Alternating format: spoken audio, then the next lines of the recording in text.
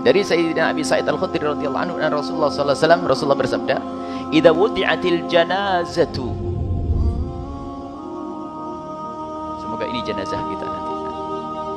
Di saat jenazah itu diletakkan, disiapkan untuk dibawa ke kuburan. Wahtamal hannasu, kemudian dibawa oleh orang-orang ke kubur. Awirijalu, atau dibawa oleh kaum laki-laki, diangkat ke kubur, ala anakim, di pundak mereka, di leher mereka. Fa in kanat salihatan, jika itu jenazah yang baik, semoga jenazah kita semuanya. Qalat, jenazah tersebut berkata, dan jangan bertanya ngomongnya kayak apa, bukan urusanmu. Mereka berkata, jenazah tersebut berkata, qaddimuni, qaddimuni, cepatkan aku, cepatkan aku. Karena ahli iman, ahli surga itu ternyata mulai dari di saat malaikat Israel datang akan mencabut nyawanya, sudah ditunjukkan surga. Wa absyiru bil jannati allati kuntum tu'adun. Lihat surga. Di saat tidak dicabut nyawanya, sehingga ia ingin bergegas. Sehingga disunahkan kalau ada mayat itu dipercepat, jangan lama-lama. Sebab kalau dia ahli surga, dia ingin cepat untuk menikmati nikmat. Kalau dia adalah orang busuk kotor, jangan biarkan orang busuk kotor di rumah. Menjadikan malaikat rahmat tidak datang itu nanti. Pokoknya dipercepat yang namanya mayit itu. Segerakan, segera. Enggak usah nunggu yang ini, yang itu. Bapaknya ditunggu, bapaknya memang enggak, atau ibunya, atau anaknya. Memangnya anaknya bisa menghidupkan lagi? Ya, karena kita bingung, ada satu orang meninggal dunia. Anaknya meninggal dunia, ibu megang, "Ya doain agar anak saya hidup lagi." Dah doanya aneh bener nih. Ini yang doa tidak bisa saya ucapin. Doain agar anak saya hidup lagi. Amin. Insya Allah hidup di surga ya. Nggak bisa menghidupkan siapapun, maka percepat semua dengan doa. Percepat jenazah. Kalau dia adalah orang baik, ditunggu malaikat memberi nikmat nanti. Kalau dia orang jelek, jangan biarkan orang jelek ada di kiri kanan kita. Segera. Makanya mayat itu ngomong, "Qaddimuni, qaddimuni, kedepankan aku, masuk cepat aku bawa ke sana." Wa in kanat ghaira salihatin, jika itu mayat yang tidak baik, na'udzubillah, ahli maksiat ya, atau orang yang tidak punya iman. Qalat, ngomong tuh, "Ya wailaha, celaka, celaka. Aina tadhabuna biha?" Kau bawa kemana ini? Ngerti dia, nggak mau dia, neraka sudah kelihatan mulai dari siapa? Wa akhriju anfusakum. Waktu dicabut nyawanya pun mereka tersiksa, dipukul-pukul oleh malaikat, suruh keluar. Pukul belakang depannya.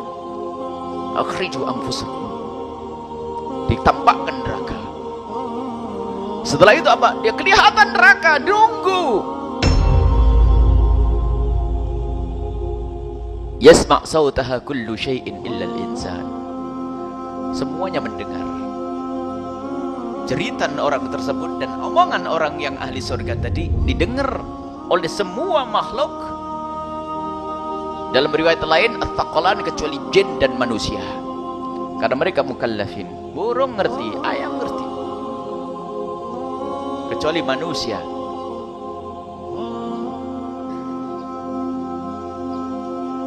Walau sami'ahu lasa'iqah. Kalau seandainya ada manusia pernah bisa mendengarnya, maka niscaya dia akan pingsan. Begitu mengerikannya suaranya orang yang ketakutan untuk digiring ke neraka jahanam. Nah, maka ketahuilah bahwa kebaikan-kebaikan yang kita lakukan itulah yang akan mempercepat langkah kita.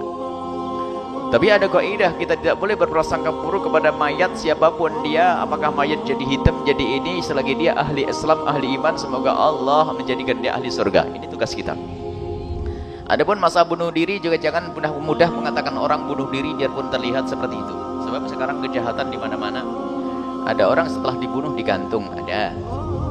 Ada orang dikasih obat oleh yang lain, ada. Sudahlah, kalau ada orang meninggal dunia, kita doakan. Kalau dia ahli iman, solati. Solati. Sejahat apapun dia, was. Solati. Jangan sampai gara-gara dia orang jahat, orang bener, lalu saya nggak mau nyolati. Lu gimana ini?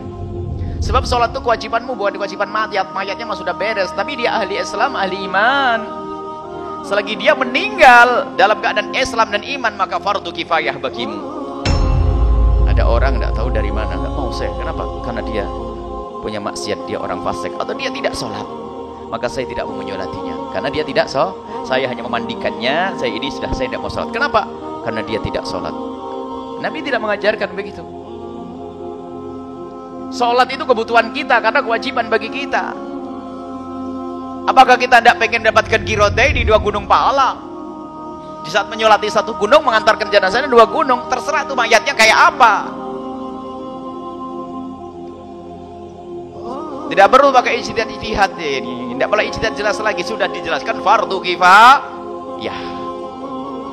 Selagi dia adalah terbukti dia Islam menurut akidah yang kau pahami, madhab yang kau mengerti, madhab Imam Syafi'i, bahwasanya dia adalah seorang dianggap Islam. Enggak, Islam sudah selesai, sholati, kafani, selesai. Oh, dia punya utang, saya tidak mau menyolati orang punya utang. Loh, kenapa? Nabi pernah tidak mau menyolati orang yang tidak punya utang. Nabi bukan tidak mau menyolati secara sesungguhnya, sebab pada akhirnya Nabi juga menyolati setelah utangnya dibayar. Bukan ente sok jadi Nabi, bukan. Jangan sampai kita semakin prasangka buruk dengan mayit. Ketahuilah waktu sakaratul maut, seorang ahli iman, biarpun di hari kemarin maksiatnya luar biasa, bisa saja merasakan muqaddimah sebelum sakaratul maut, sebelum yughargir, sebelum rohnya di tenggorokan, mungkin diberi Allah sakit untuk membayar dosa-dosanya yang kemarin. Makanya gak usah prasangka buruk dengan mayat. Selesai. Ada orang meninggalnya kelojotan begitu, bukan berarti dia ahli neraka. Bukan urusanmu menilai orang. Karena apa? Mungkin itu akan dihabiskan atau diangkat derajatnya oleh Allah. Bukan berarti ini. Ada sebagian prasangka buruk, oh, kesian kejutnya matanya. Memang orang meninggal, terkagum dengan surga yang dilihatnya, malah menteleng dia. Suudon itu ya nggak boleh, suudon kepada orang mati. Bukan bagian kita. Maka tutup. Makanya kalau kita melihat orang meninggal dunia, harus lidah kita jaga. Tidak boleh ngomongin kejelekannya, baik kejelekan fisiknya atau kejelekan akhlaknya. Udkur bahasina amwatikum, sebut kebaikan-kebaikannya. Ustur basawi,